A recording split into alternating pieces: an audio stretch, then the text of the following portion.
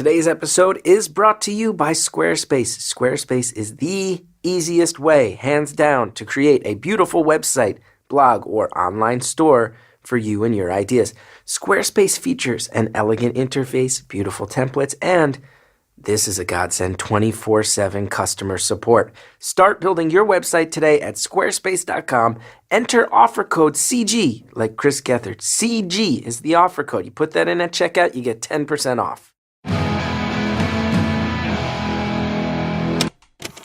Oh, hi there. Hello.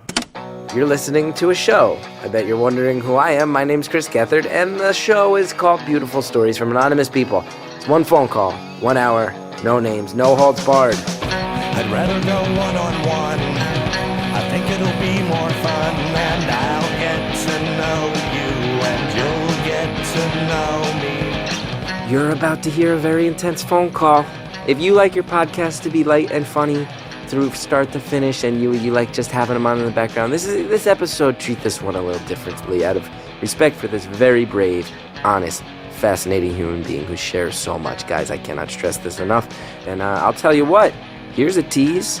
It's the only call so far where we broke the rules. There's very few rules to this podcast. We break them.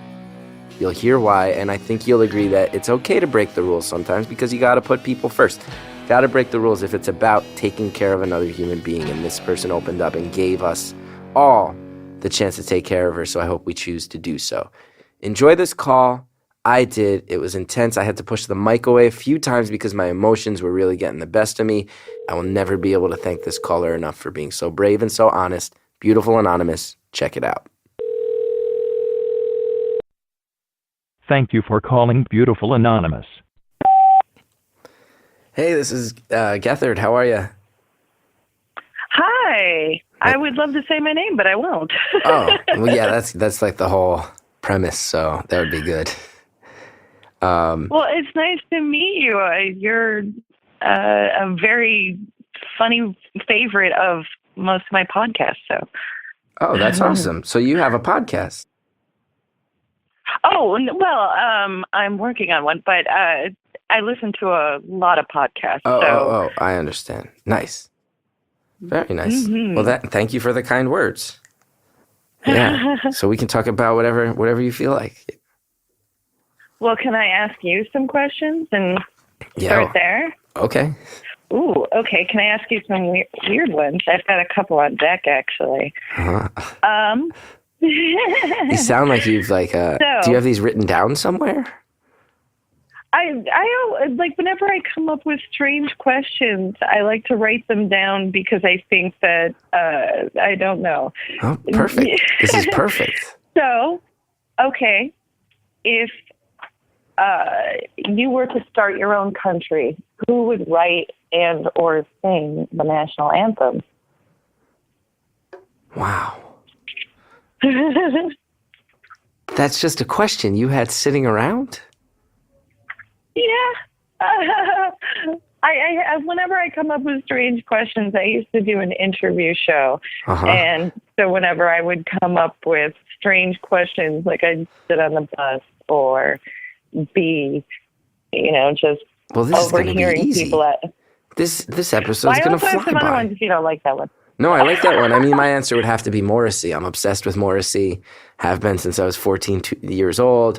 I have 2 Morrissey-related tattoos. So how can I in good conscience say anybody but Morrissey would write the national anthem? Which also means it would be like self-deprecating and charming and slightly sad, which I think are things that if I founded a country, those would be core, those would be like in the Bill of Rights, some of those qualities. So I could imagine a very sensitive and emotive type song. I could see that. I would. I think I'd like to be the founder of a very sensitive and emotive country. I love those words. Yeah. I'm into it. Yeah. Let's see. Okay. If you were to be eaten by an animal of your choice, which one would it be? Great and okay, question. The thing is you have to die. Okay. And you have to be eaten by this animal. But you get to choose the animal. Okay, so I have to die if I'm going to be killed by an animal. Can I ask for some weird clarification? Sure. Is this in private, or is this something like my wife might see? Because your choice. I have I have a dual answer. There's a part of me that feels like the most fun answer is to get mauled by a polar bear in a very public place with no explanation, no context. Somewhere like Times Square, maybe directly underneath the Eiffel Tower. Just I'm screaming in my underwear. Nice. I turn a corner, I'm screaming in my underwear. A polar bear is rampaging behind me, pins me down, kills me, and no one ever finds out how I got in my underwear or why there was a loose polar bear in the middle of Paris, France. Like, I like that. As far as the humor value and like legend building, I really like the idea of like you have to tell your own story sometimes, and I think that's served me well in my life to like be kind of aware of who I am from the outside and how to like help tell that story. And I think that would be a perfect end to a story. But then I think about the fact that like my wife would see that on the news, my mom would see that on the news, and I don't like that part. So there's a part of me that feels like the noble way to go out for my loved ones is just they would to have to relive that all the time, because they would have to relive. Yeah, it would be legendary footage. So then there's a part of me that's like maybe I just get like swallowed by a giant anaconda. Like I'm there and then I'm gone, and nobody ever has to think about it again. So it really depends on how much of a narcissist I am on that particular day. How much do I want the attention? Wouldn't there still be a giant Chris Gethard shaped anaconda trying to slither around? At least for a few hours, you'd see the distinctive outline of my trademark glasses through its skin. And I like that part. I like the fact that you'd see my hands feebly trying to punch through the anaconda. I like it. But it does bring up an interesting thing, which is like, like once I got married, I feel like my narcissism really, I lost about a third of it because all of a sudden I had to worry about someone else, And the answer to your... Oh, yeah, go for it. Oh, I was going to say, do you think that it actually started when you got married, or do you think it happened before then? Well, it's interesting. Or do you think it just was cemented at that point? Well, it's like I feel like every comedian, any public performer, especially someone who does solo performing, you got to be a little bit, you want the spotlight on you, on some level. And I'm a pretty shy person in real life, but bottom line is that, let alone I have, I think the project that most people associate me with is this show that I have that's named after me. So there's definite elements of narcissism there. But I look back and tons of the stuff I used to do creatively was all about like, how can like I wind up in a fan's house, or what can I do to get a person like I once hosted a show in my house. I once did a show where people wound up visiting my parents' house without us telling them. It was all about me, me, me. And now they're getting married puts up some limits. Like I don't want anyone to know where I live. I don't want anybody to even know what neighborhood I live in, because I got this wife and I dragged her in. She's not a comedian. She didn't sign up for this. So I drag her into this world. I can't have all these, I love anybody who's a fan of my work. I really love them.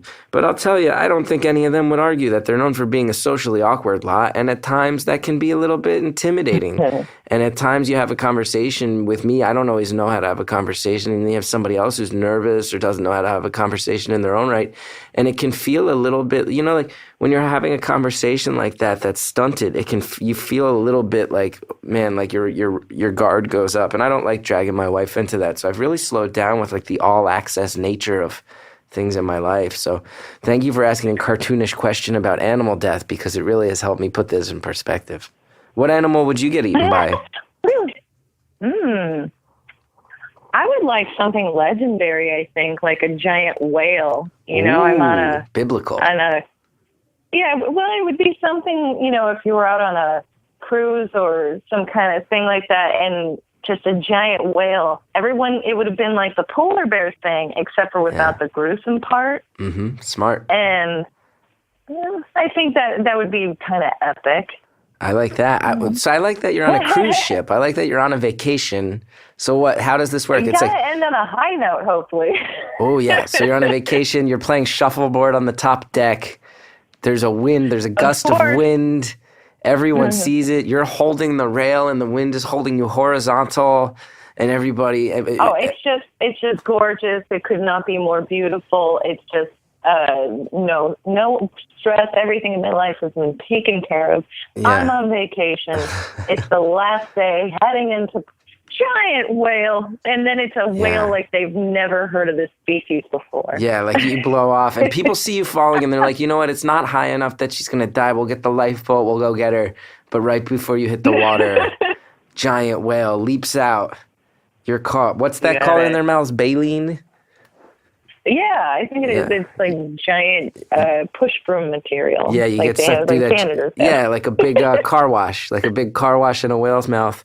And then what do you think? Do you die immediately, or do you live a life inside the whale for a while? Do you ultimately die inside the whale of malnutrition because you're just eating the plankton it eats, and a human can't sustain on that?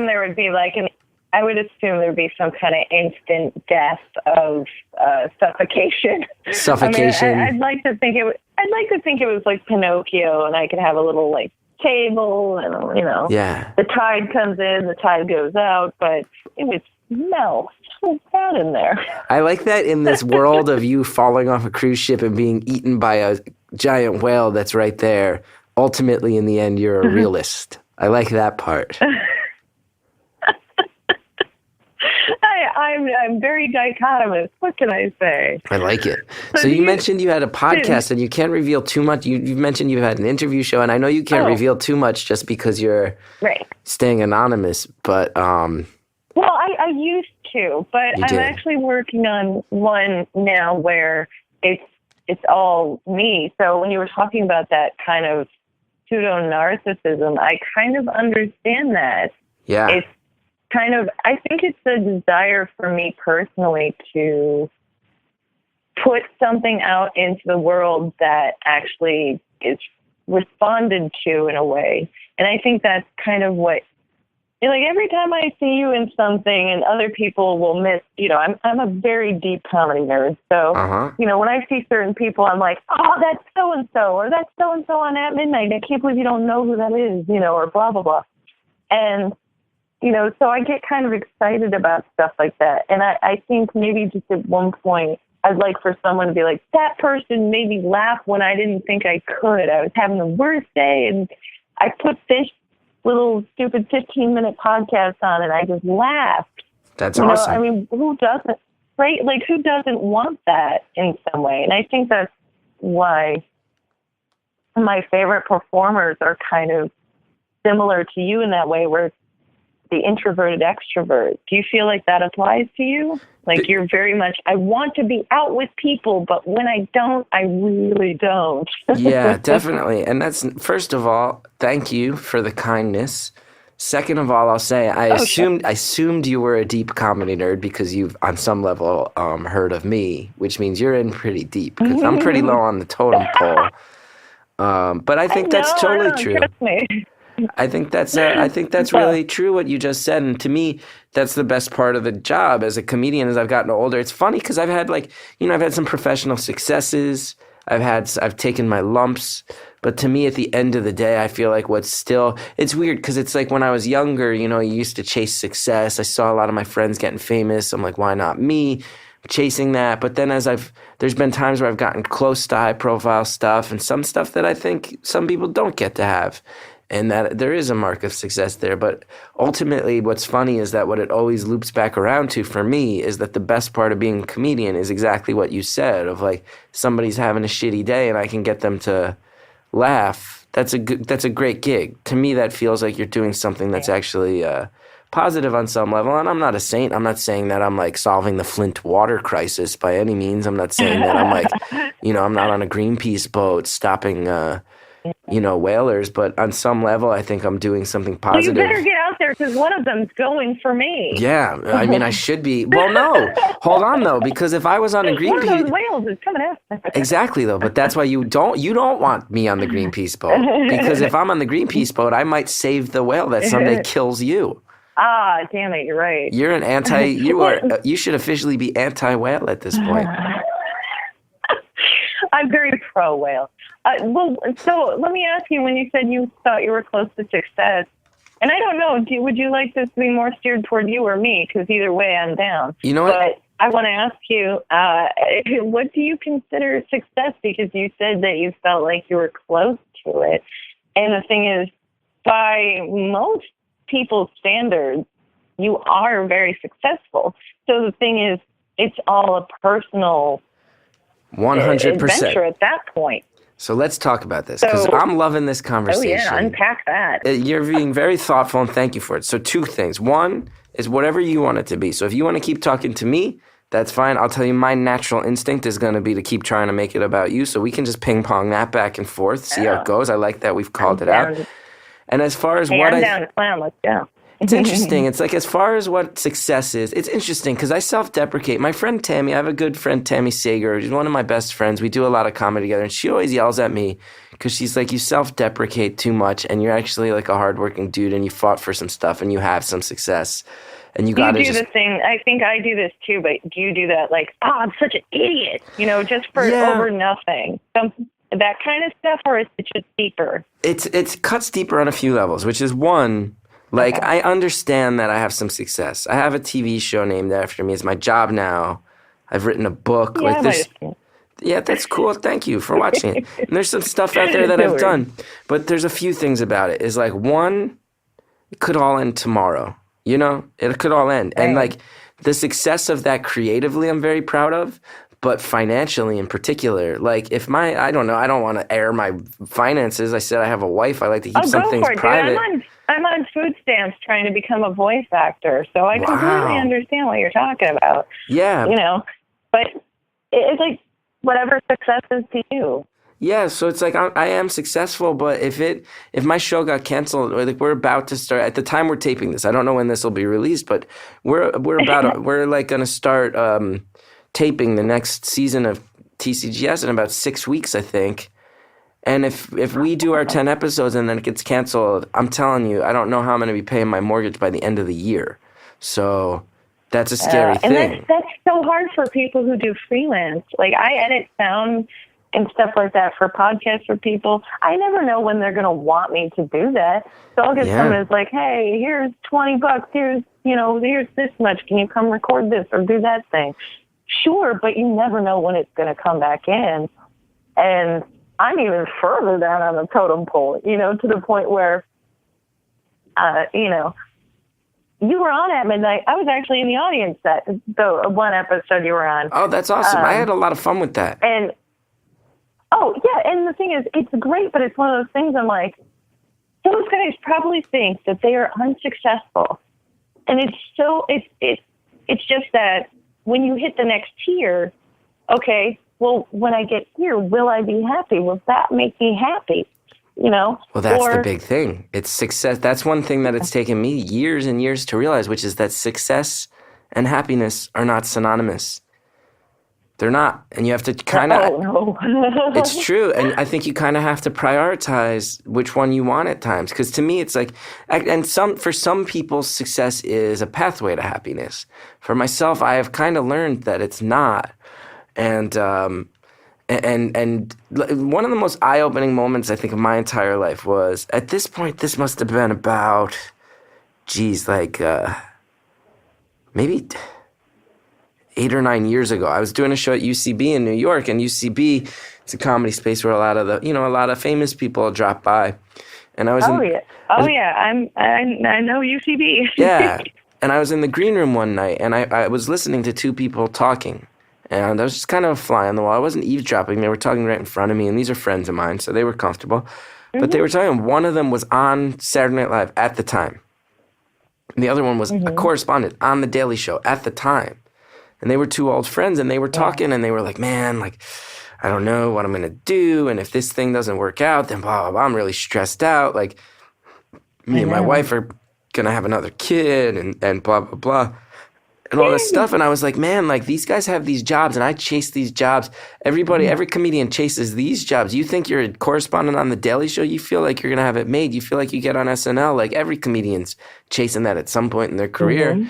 And then I listen to these people, and I'm like, oh, they're just as stressed as I am right now. And this was probably like 2007, before I had anything going on. And I'm like, it was such an eye-opening thing for me, because it was like, oh, like I'm assuming that I'm going to chase success and that's going to make me happy. But in reality, all my anxieties and nerves and fears are built into me.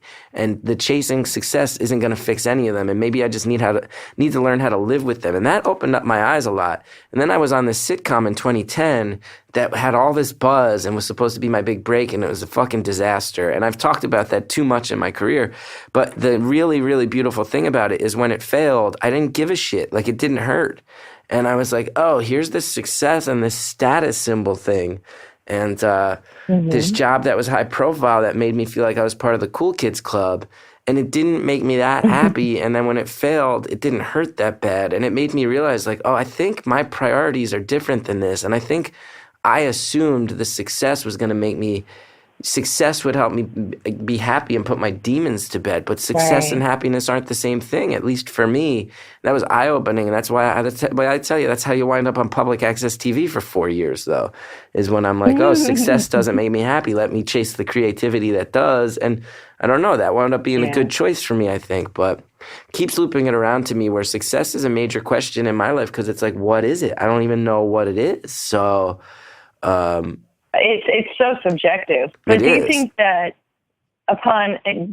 once you've been directing yourself more toward family, do you feel like you're, not that it trivializes what you've done professionally, but do you feel like your scale is kind of shifted in a way? Well, in terms of that term of success in a way? Well, it's interesting. Does that make sense?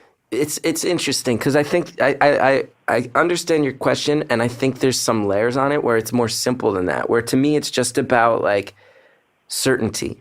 And what I mean by that is I've never made a professional choice that I'm certain about in my life. It's always a crapshoot. It's always wondering, is this going to take up time? I know that feeling. Yeah, and is this, if I make this choice professionally, am I going down a road where that time would be spent better elsewhere? Or should I be going on more auditions and trying to do a traditional thing because I'm trying to be this underground guy? And that's working okay, but like, would that be more viable if I like made some efforts to bust out in a mainstream way and then looped it back around and earned the right to do my stuff? It's all that, but this is going to be schmaltzy.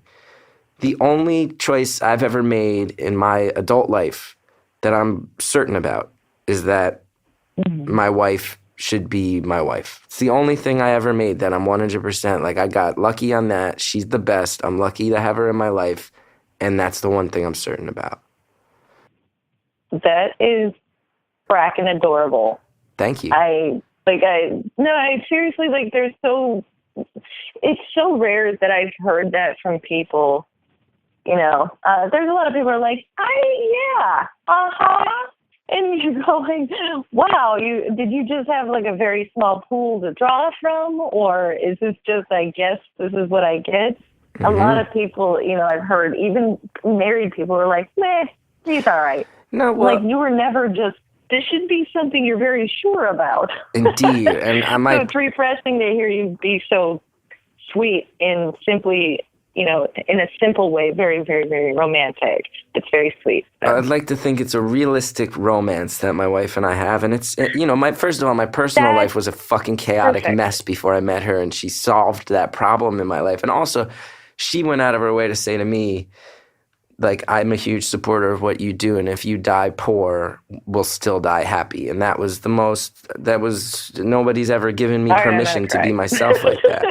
So you let me know. Food stamps, what's the deal with that? What's the deal with the food stamps? Now I'm going to turn it back on you. Dude. You've made this all about me. Well, guess what, my friend? The tables have turned. You're on the hot seat now. Oh, sure. You're on the hot seat, okay? This ain't a one. Honey, how much time you got? I've got a story and a half. Uh-huh. I'm not entirely sure where this conversation is going. You don't know either. Got a short break. We'll find out where it's going when we come back.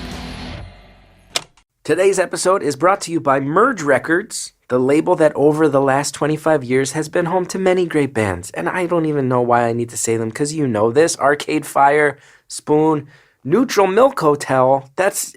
Everybody loves Neutral Milk Hotel. Merge recently released records by M. Ward, Benji Hughes, and the Mountain Goats, who I bet fans of this podcast like all those emotions and feelings that the Mountain Goats bring to the table. Look for new albums from Bob Mould and Eric Bachman in stores later this month. Visit mergerecords.com to learn about, listen to, and shop for music by these artists and many more. And speaking of shopping, listen to this. This is cool. Listeners of this podcast, you get 20% off any order using coupon code BEAUTIFUL at checkout. That's rad. 20% off Merge. You can stock up, get the whole Mountain Goats back catalog, you emotional little twerps. All right, listen, domestic shipping, as always, is free. You go to mergerecords.com, you enter BEAUTIFUL at checkout, 20% off your purchase. Merge Records, home of independent music since 1989. It's all about the phone calls, baby, so let's get back into it. Here we go. I've got a story Okay. and a half. Uh-huh. All right. Well, I'll give you the super quick version that I lived in San Francisco and then Seattle for about 3 years, and then I moved down here. And I Here was being doing LA, all right. it sounds like?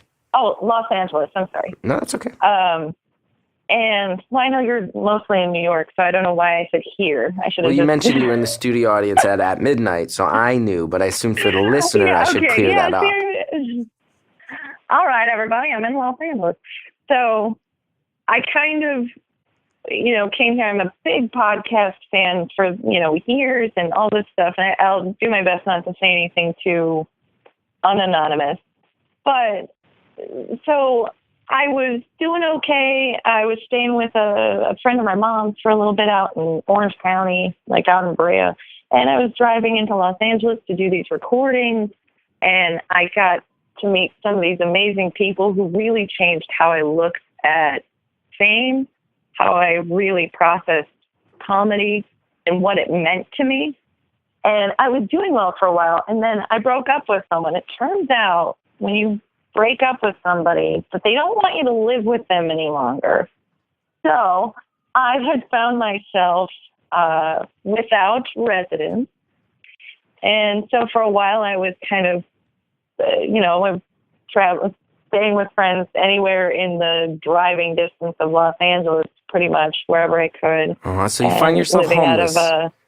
You're not on the streets homeless, but you're living like a circus. You're living the circus life. You have no home.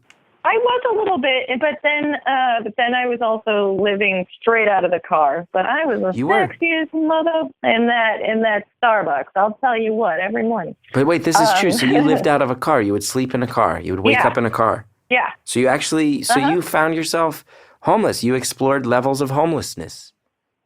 Oh yeah. So, but it was, every night I would fall asleep listening to like Professor Blastoff and stuff like that. And I actually got to tell Tig how much it helped me out this summer. It was amazing. But yeah, podcasts have been so huge for me. And, I just had a couple of people who really kind of said the same thing that your wife did, which was, we support you regardless of your, if you make this happen or not. And yeah, I just had a few people really, help me out. And I'm not sure how much I want to tell you because there's definitely some other stuff that not super proud of, but it's definitely a long story. But you can tell me whatever you want. I'm doing better. I'm letting you know you're crying, and I'm telling you I'm on the verge of tears. So this could just be. Don't do that. No, please. I'm a big crybaby. I'll give you the happier ending version. No. I woke up. You don't have to make anything. I woke up happy. this morning, and then I got to, I live indoors now. You live indoors? That's a victory. That's a victory. Oh, hell yeah. How long have you been indoors? How long have you been indoors? For the last 2 months. 2 months. So, and how long were you living out of your car? Off and on for 6 months. Wow. So about the better part of last year I was and I know it's illegal, but there's this great spot in Santa Monica that's just absolutely, there's lots of cops, but at the same time, if you're in the right neighborhood, it's super safe. So if you got to live in your car, That's a place to do it. So we have an exclusive here on my show, which is that Santa Monica thumbs up for homeless living. But we're making jokes. Well, and also, I want to know. I try to make jokes about it, but it was rough. Well, that's what jokes are for, right? I hope I think that's why I've always been into comedy. Like, there've just been so many. I don't know if they were personally made, and that's the problem. Is I always wonder how much of my success has been, or my perceived success, is whether or not, the roadblocks are put in place by me, or am I my own saboteur? Am I creating all these roadblocks for myself? Am I not allowing myself to be happy? I get to work with some, you were talking about SNL. I get to work with someone who used to be on SNL, and I get to do all these other things, but I can barely afford to do it. But I'm like, what's more fun? What's more important to me? Yeah. Being poor and getting to do that interesting thing, or going back to, the Midwest where I'm from and working in a factory and not being that happy, but comfortable. Well, I hear you. And I also feel like some people have an easy path, but then some people in art, it's like you got to, at times, I think, decide, I remember when I started doing stuff at UCB, I remember having that decision where I remember my parents sitting me down and they were like, what is going on where you started this when you were a sophomore in college and you got a degree, but you almost dropped out of school because of this stuff. And now you're doing this stuff where you just perform for free all the time in New York, which is an intimidating city. And like, you're this depressed kid. And I remember having to make a conscious decision of like, this is what I'm going to do, even if it ruins my life. And I think sometimes some of us have to risk, like, I'll ruin my life completely if it means I get to do the thing I love. And sometimes you have to go all in on that. Now, can I ask you, I'm just going to put this out here. Exactly it. I'm going to put it sounds like you and I have some similar stuff, but I'm also very willing to say that it sounds like you've. No, you could not have worded that any better. I cannot express to you that was, I mean, if this destroys me, it will be the most amazing destruction I've ever experienced. That's a beautiful phrase, the most amazing destruction I've ever experienced. Now, I'm going to put some stuff out there. In this conversation, I think, you've revealed some stuff. You've gotten emotional, and I don't want to exploit that. I don't want to. No. Never apologize. Never apologize. I'm a big emotional person, and I don't apologize for that. I apologize for the crying where it interrupts my speech, because, you know what I mean, that kind of thing. But hey, trust me, I'm a big emotional person. You're in the world of podcasting. Do you know how many downloads that crying just got me? Do you know what Podmas is saying about that crying right now? Podmas is talking about the depths here's these calls and sometimes they cut below the surface, man. Podmas. Come on, you know the gift you just gave me. But listen, here's the thing, is that you've lived a life that I think many people wonder about. And I think there's many people, it's interesting because, I read a lot. I'm a very big nerd and I just try to consume information. And I've read a lot about, for example, like the working poor. There's a whole class of America that doesn't get talked about much, which is people who are employed but who do not make enough money to actually sustain themselves. It's a whole social class in America of people. It's so fascinating. I've read poverty, so many people. I didn't even get on food stamps until this month. Like I went as long as I possibly could before I admitted I had to do that. So I want to know what that's like, and I'm not asking. I don't want to twist your arm. I don't want to make this exploitative. But to me, it's like twist my arm. Do you have any idea what an open book I am? I'm learning. I'm learning quickly. But to me, some of the questions I have are like that first night you sleep in a car. What's that like? Is there freedom? Is there a sense of freedom there? Is there a sense of fear there? What kind of people is there? The one sense I get is that there's a whole hidden world amongst the homeless. Are there people you come to know? Are there other homeless? Are there people trying to help? What's the culture? There are definitely. because I wasn't on the street literally. So, I mean, being in a car definitely helped. I mean, I was sleeping on a comedian friend's floor on an air mattress for a little bit, and then I had to go and blah, blah, blah. So, I mean, I wasn't constantly in the car, but when I would, I would park next to a Starbucks close enough where I could get Wi-Fi so I could, look for places and jobs and stuff like that. And then there's this one parking lot in Santa Monica specifically where there's a 24-hour Subway, CVS, et cetera, that kind of thing. And I noticed that I wasn't the only one who enjoyed that parking lot. There was 80s metal guy. He would roll down his windows and just blast all kinds of hair metal bands. And I swear he would just he tried talking to me before. I'm like, nah, I'm good. I'm full up on friends. I don't need, I know what got me here, which was just a lot of poor decisions. Yours might be a different story. So, but there would be a lot of them, that would cover up their windows and just park in the parking lot. I mean, and just hang out.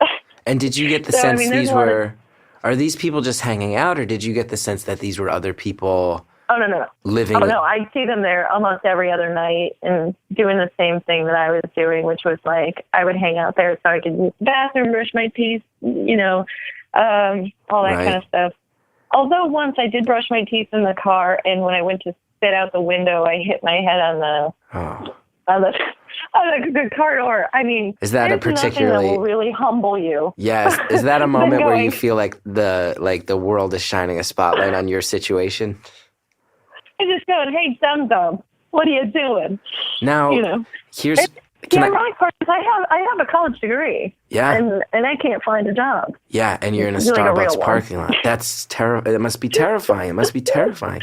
And you're it's a rock and a hard place. Now you're noticing all these other people who are also pulling their cars in the same lot, and you realize there's other people who have naturally found this world. Do you start to talk to these people? Is there information sharing, or is this there's definitely there. I definitely have talked. Usually, I only talk to other women that I've seen. But the problem is, one of my friends said there's a reason why you don't see many females, and this is a sad state of sexism, but it's true, I guess.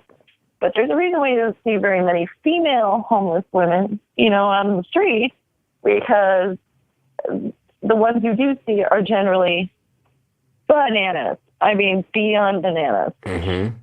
To the point where, and the same thing, there aren't very many Asian homeless because Asians, in most of their culture is dealt around family. Same thing with Indian people. You don't let that happen to your family. That's really middle-class fascinating. white people, they're like, good luck. So there's certain ethnic cultures that, as a homeless person, you notice their families, even families who maybe don't have the financial capability to care for someone else, doesn't matter. Right.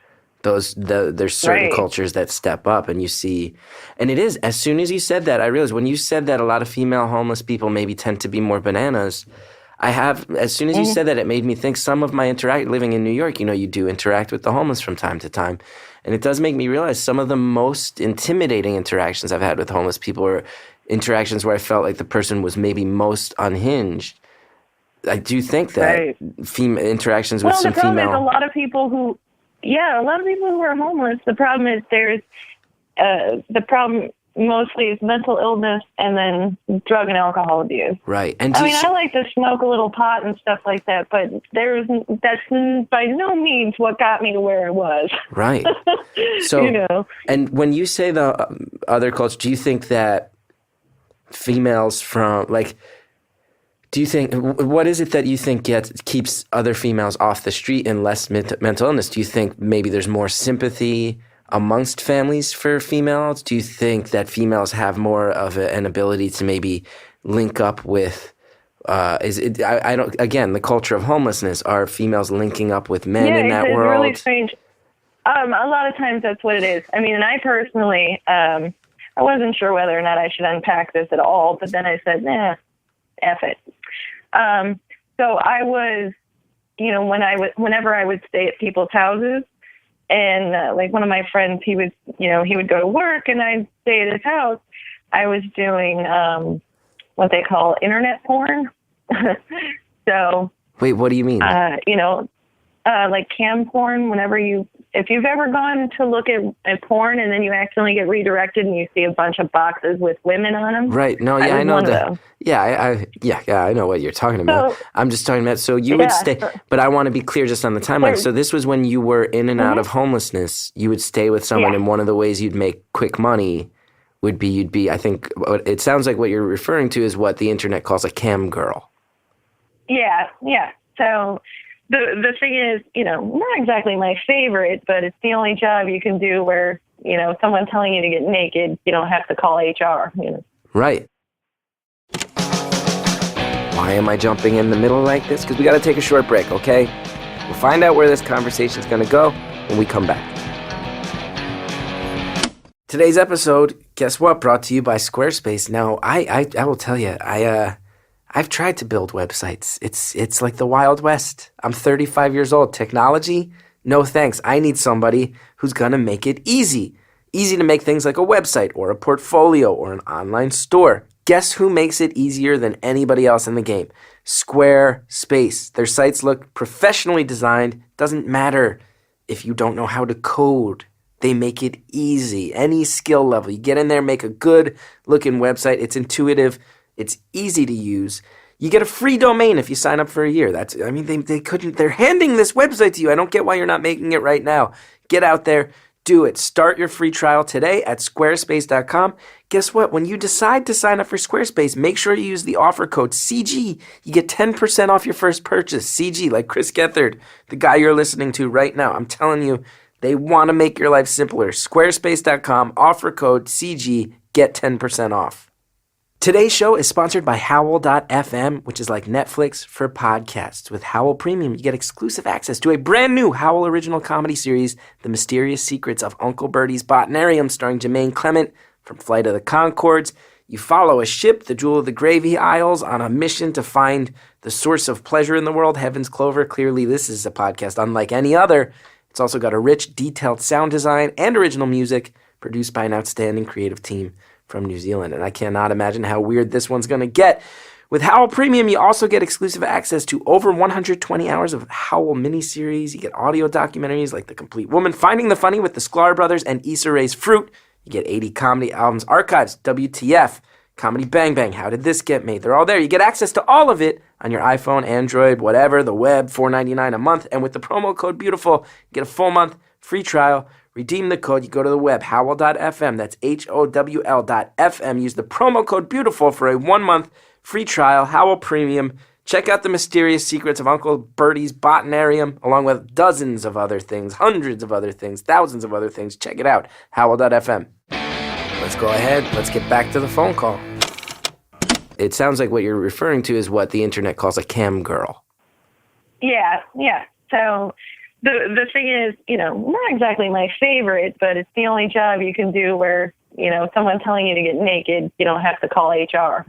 Right. But the thing is, the thing is, it's not who I am, and it's not the best representation of the person I am. Mm-hmm. But it was one of those things that I'm like, and I haven't been able to do it at all because I just can't anymore.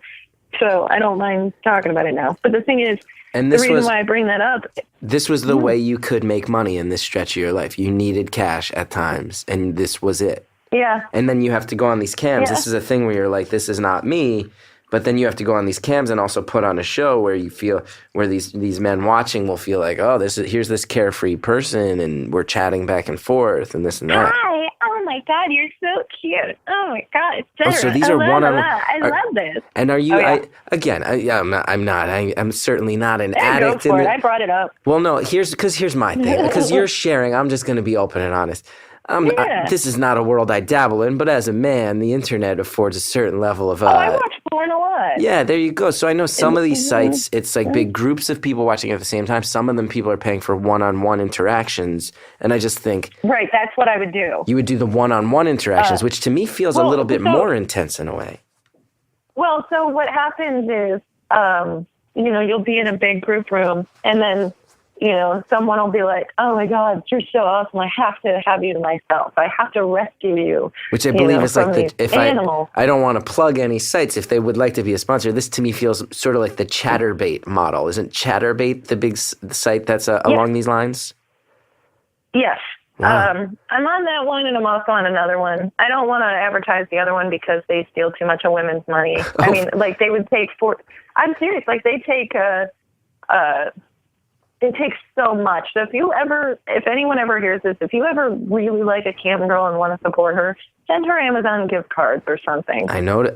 Again, in my moments of dabbling, I've noticed that there are Amazon wish lists oftentimes. You're saying Chatterbait is a little bit more empowering for the performer, though. A little bit more. Like, they definitely do make a little bit more percentage-wise. And that's the thing. Like, people think that they're being so generous. I'm like, every time you donate $1 to me, I only get 23 cents. Wow. I'm like, so you're saying we can put this out. Here's a thing we can put out there into the world. And I think, I think a lot of the listeners of this show are going to generally be, I think there are young men who tend to follow my work.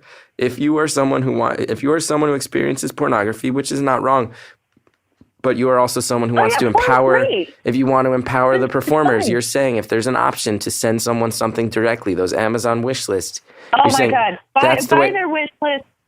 Yeah, like, and a lot of times if you've got their Twitter or something, buy them something and they'll do Skype shows and stuff. They're not supposed to say that because I got banned for 2 days for giving someone my email address. Wow. Go follow your girl on Twitter.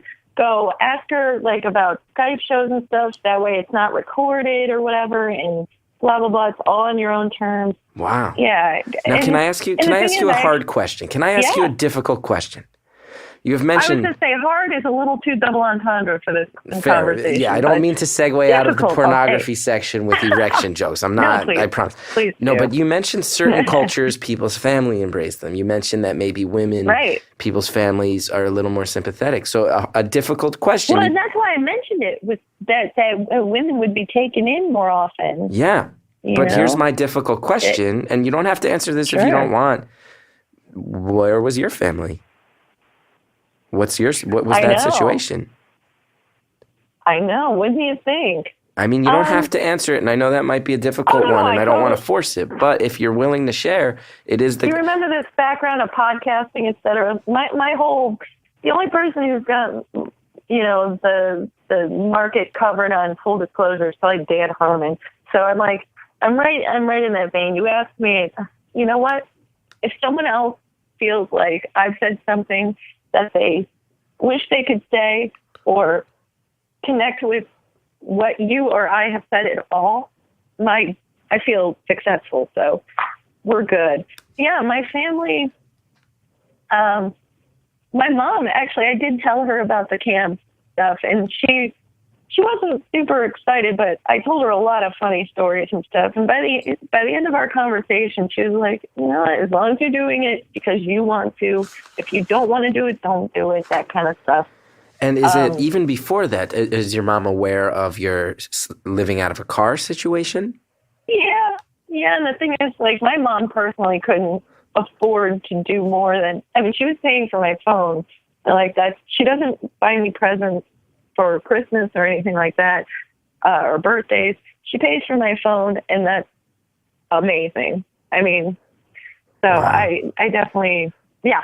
But so my dad and my stepmom, they basically were like, well, you can come home whenever you want, but this is your mess. If you decided to go out to California like 5 years ago and all this other stuff, if you're not making it work or something, that's on you.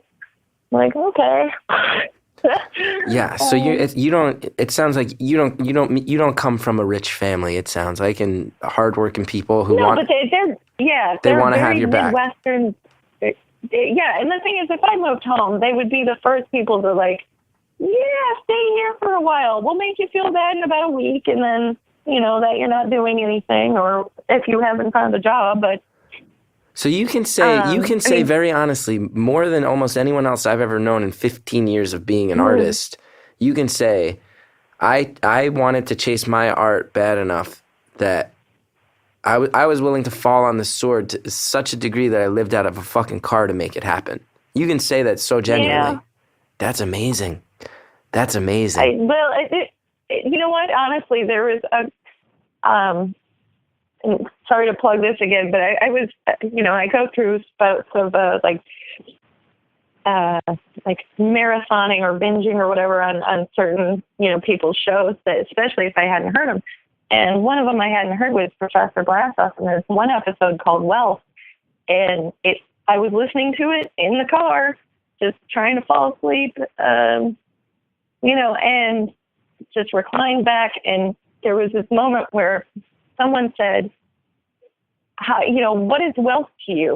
Is it having a lot of money? Or for me, it's being able to spend time with my wife and kids. That to me is wealth, and blah, blah, blah. And I'm like, this guy understands exactly what I'm talking about. Because I would be, if I were back in the Midwest in my crappy little town, living very financially comfortable, I would be more miserable, because I've done that. I would be more miserable than buying all my groceries at the 99-cent store and, being embarrassed to get food stamps and, making my furniture out of cardboard boxes and stuff for now. And it's so much more rewarding for me. And not everybody feels like that. That's why a lot of people move home. Yeah, for sure. And it's really, what's really fascinating to me, because I'll say full disclosure, like I've gone for it, but at the end of the day, I grew up very working class, and I'm an open book as well. And my parents, my father he made a lot of money right at the tail end of when I was in high school. And I always knew my parents had my back, and I think it was a similar mentality to yours. But it's also, my point is, you're in this middle ground where I knew I had my parents' support, even though they had a lot of doubts. But I also knew that my safety net and my parents was one that could actually support me. And it sounds to me like you've got this really kind of amazingly specific safety net where you can go for it. You have people's love and support, but that love and support does not extend to a degree where it can. It's finite. Yeah, it has. There's not clear limits. It's not unconditional love and support. And it's almost to me, as someone in your position who's really dedicating themselves to this so hard, that idea of like you can move home to the Midwest and not live this life that at times is filling you with such doubt and at times such shame, as you've described it. I want to quit. I want to quit so often. That safety net must be such a temptation, but it's also one that it's the end of the dream. So the most ironic part was every time that I've been on cam and had someone go, and there's a way that they can call your phone and stuff like that, where it's rerouted through a server and stuff. I would have people tell me how much they loved, I would do different voices for people, like some people like Southern and blah, blah, blah, or, British or something. So I would do different voices for people or act however they wanted. And the worst part that always dug at me so hard was, you're telling me how much you love my voice, and that's the thing I wanted to do. And it just, I just wanted to be like, can you go tell someone? But I don't want to tell these people my real name, because some of them are very psychotic and will try and find you. Yeah. But that's the thing, is like, part of me is just, it killed me sometimes to have someone tell me how much they would love to see me do something else. And half the time, two of my biggest customers never even wanted me to take my clothes off. Wow. And I'm going to tell you too, just to jump in on that, you do have a beautiful voice. You have the best voice. And it sounds like things are going a little better now. How's it going now? So I want to know, first of all, it sounds like you're starting to move on the podcast stuff you've indicated. It sounds like even if there's cardboard furniture, you got a roof over your head now? I do. I was going to say, I'm like, hey, I think were you in the Earbuds documentary? I think for some reason, there were so many podcast people that they interviewed. Yeah, I don't think so. It's secrets. I'm in there somewhere, so if you want to... And the anonymity thing is arbitrary. I made it up. It's a hook. We can ignore it if you want. You can tell us any specifics like this. Yeah, you edit it however you like. And then, but the reason why I bring that up is it's one of those, like, I've been a podcast fan for so long, and it was only within the last 2 years that people have been going, you should do this. Why aren't you trying to do this? And I'm like, oh. So within the last couple of weeks, I've been cutting together stuff and, hopefully release something soon. But it just would kill me every time I get that, oh, I love your voice. I love your voice. Yeah. Put me, I want to be a cartoon. I want to meet everyone. And, I don't. Yeah. You're amazing. No, you're amazing. This is one of the most amazing conversations I've ever had in my life. We got about 9.5 minutes left, and I wish we could talk for hours. That's one of. I should let you talk to more people. So. No. I want to talk to you forever. You're the best. But I can't imagine those moments when you're gutting it out. You're doing stuff to survive, and this stuff is sexual, and you're saying it's not who you are, and then someone says something that reminds you of your dream. I don't know how you keep going. I don't know how you keep going at that point. Oh, man. You know what? I just knew that I would, I think you said this, but it's just, I would rather let this destroy me. I would rather let this consume me completely whole, like a giant whale off the side of a cruise ship, and go out having done something or tried to do something really great. Well, that's beautiful. And can I point something out that's really amazing? Is that you brought up in the beginning, we were joking. First of all, you called up and you were like, I write wacky questions. That's what you were going to talk about, your wacky questions you write down. And then you're a comedian. I didn't think you wanted to get all. I'm barely a comedian. Anybody who knows my work at this point knows I'm barely a comedian. Half the shit I do is sad. Over half my work is sad. How am I a comedian? But listen, you brought up I would be swallowed by a whale, and and you said that, and it seemed like kind of just a joke or arbitrary. But then when you think about all the Joseph Campbell shit out in the world, there's like a whole part of the hero's journey, which is the belly of the whale. And then you describe this beautiful hero's journey you're on, where you went out and you're chasing something. You have an actual grail quest in mind to be a successful person in this field you've chosen. And you sacrifice everything along the way. You do some things you're not proud of. In the name of doing it, you barely hang on. There's so many chances to give up. And you literally are living a hero's journey. And I'll tell you what, I don't see any way you're going to fail. Can I say something just totally from the bottom of my heart? And I'm saying it now, even though this would be a way to end this podcast if I want to be strategic and I'm looking at the timer, but I want to make sure we have the full conversation, which is this. We were talking before about how I still have this whole deprecating shtick, and that's a shtick that has served me well over time, but I am aware that I am more successful than that shtick now. It doesn't ring as true as it used to, and I can use it for laughs. Yeah. But I will say this, having a TV show named after me, I'm now in a position where sometimes people will come to me and they'll say, hey, give me things. Hey, I deserve things. And I've had some people, I'll tell you what, I'll be totally honest, and I hope this doesn't hurt their feelings saying this. I've had some people come to me who say, like, hey, I should be a writer on your show. And there's been a few examples where Why should you be a writer? What have you done? Exactly. How hard are you working on your craft every day? And these are good people. These are friends. These are people who have worked on the show in some capacity. But it's like, you haven't put it on the line yet. And just because I'm in a position to give it to you, your ability to get in a position where you and I can have this conversation is in some ways necessary to get a job like this, but it's not all you need.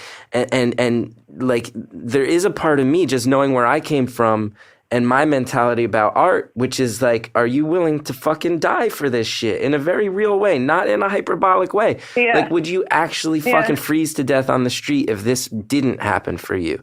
And that's a question that I was pretty close a few times, because being even in Santa Monica during the winter is rather rough.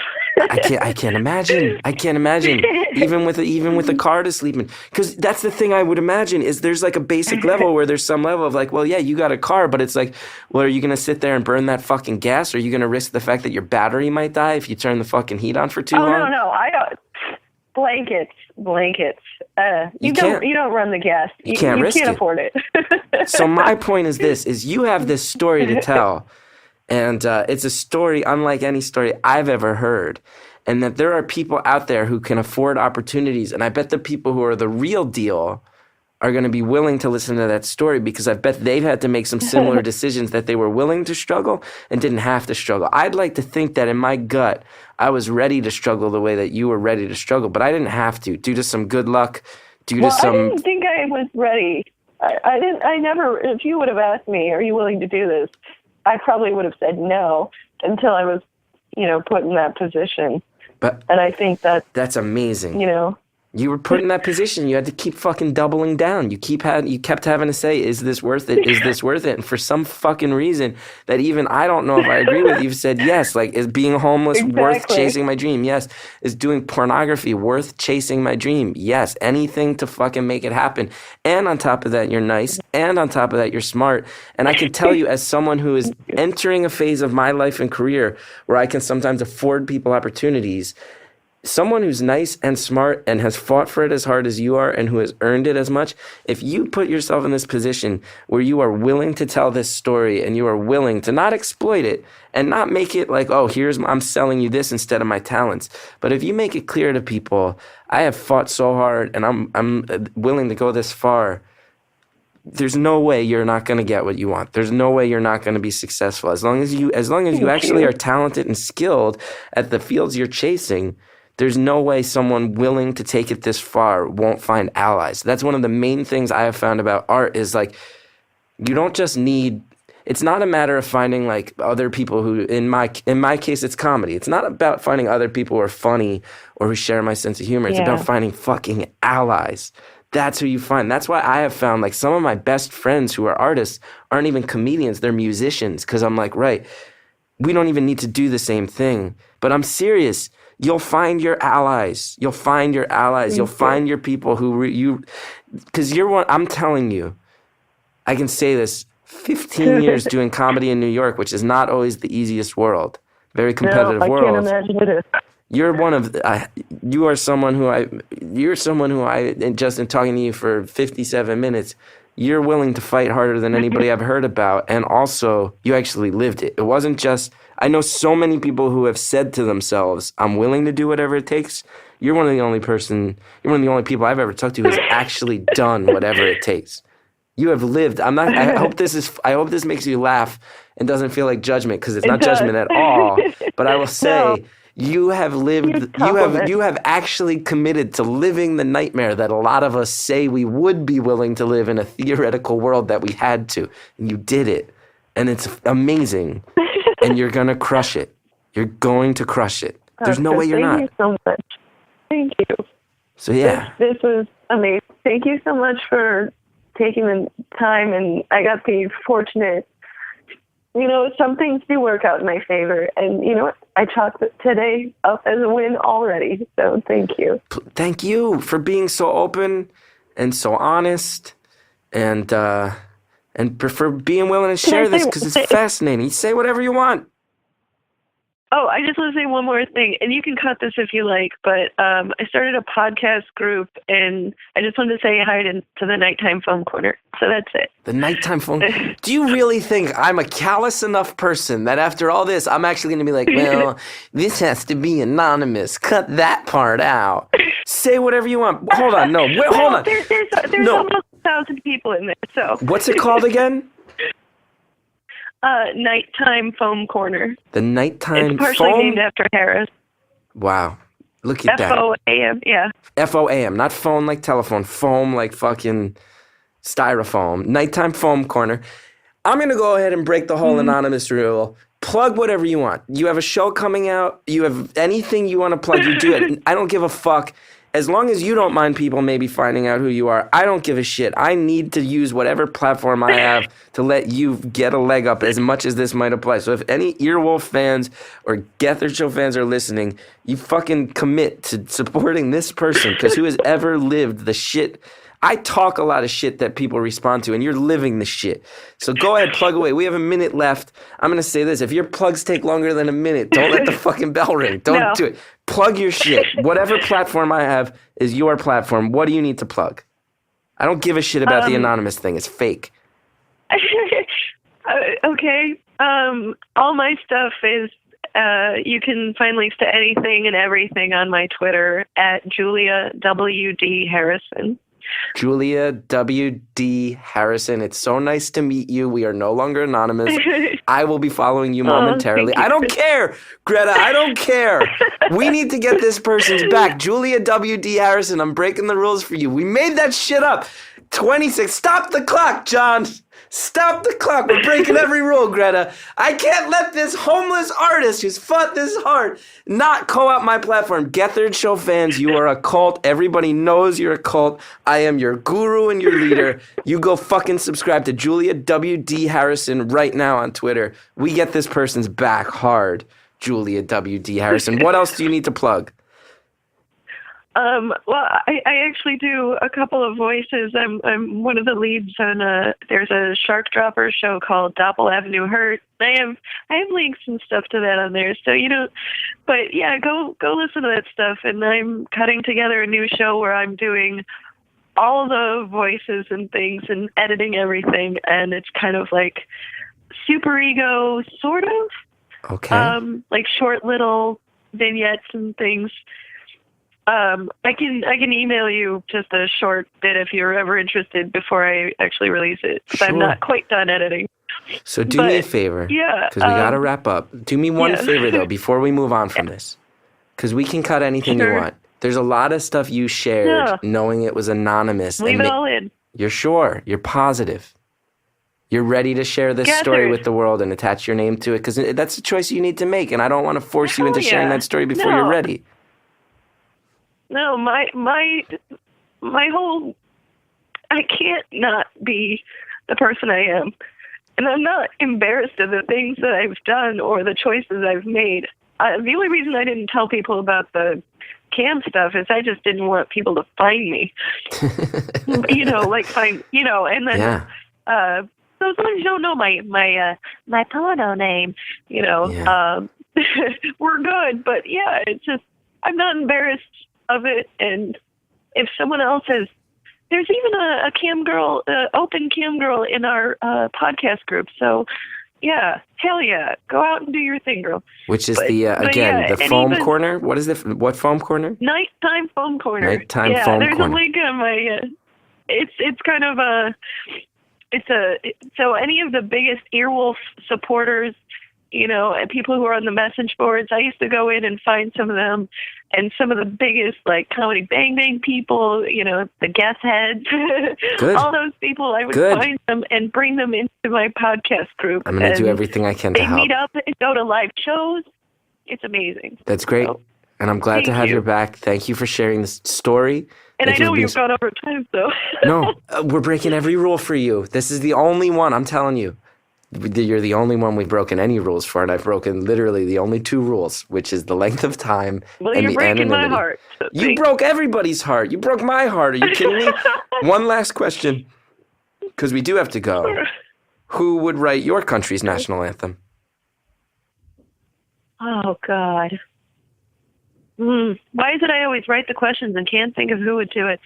It would probably be somebody like, it would probably be like a combination of Beyonce and Ani DeFranco. You mix someone in the middle there. Very heartfelt, but also very funky. So you're saying someone who lands directly between Beyonce and Ani DeFranco. I think that's Regina Spektor. It sounds to me like you mean Regina Spektor. I would love that. She would be an amazing national anthem writer. Regina Spektor. I'm starting my own company, or my own country. And you go ahead and write my national anthem. Thank you. Okay. I'll talk to Regina Spektor if I ever meet her. Thank you, Chris. Thank you. I appreciate it. Please, thank you for being so honest and so open and letting me in on so many worlds that I've always wondered about and have never known. My pleasure. I hope you have a great day. You too. Thank you. Bye.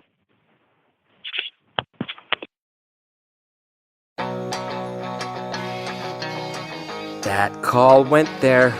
As I said during the call, I'm barely even a comedian at this point. This is like, in what way do I even say that I'm a comedian? But I'm totally okay with that if it means that I get to hear about that person's life and fight and come to meet her and support her. So please, as I said at the end, let's all get Julia's back. She's fighting so hard, harder than I bet 99% of us have ever had to fight. So let's get her back. Let's do the right thing. Let's be a community and support one of our own.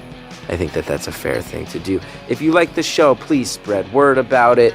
Let your friends, family, social media followings know. I know it's a thing that everybody asks for, but I gotta ask for it. It's the way of the world these days.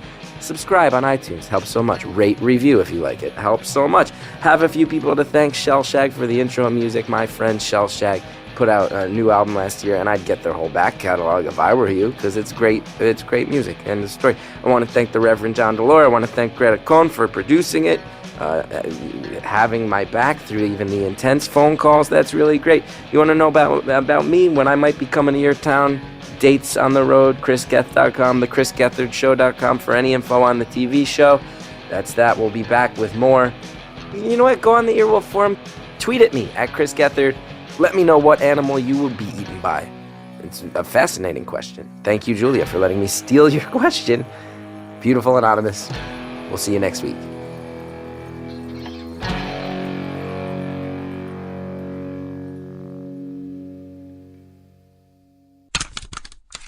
Next time on Beautiful Anonymous, you'll hear this and more. My grandfather was a World War II guy. My grandmother was actually a French spy during the Second World War, and that's how they met. He ended up rescuing her from Berchtesgaden. She was held captive in the Eagle's Nest, and No, wait, you said your grandmother got rescued from Berchtesgaden. Wasn't that like Hitler's private compound? Yeah, that was where he had said if Berlin was ever to fall, that would be where the last of the Reich would put up a defense. Next time on Beautiful Anonymous.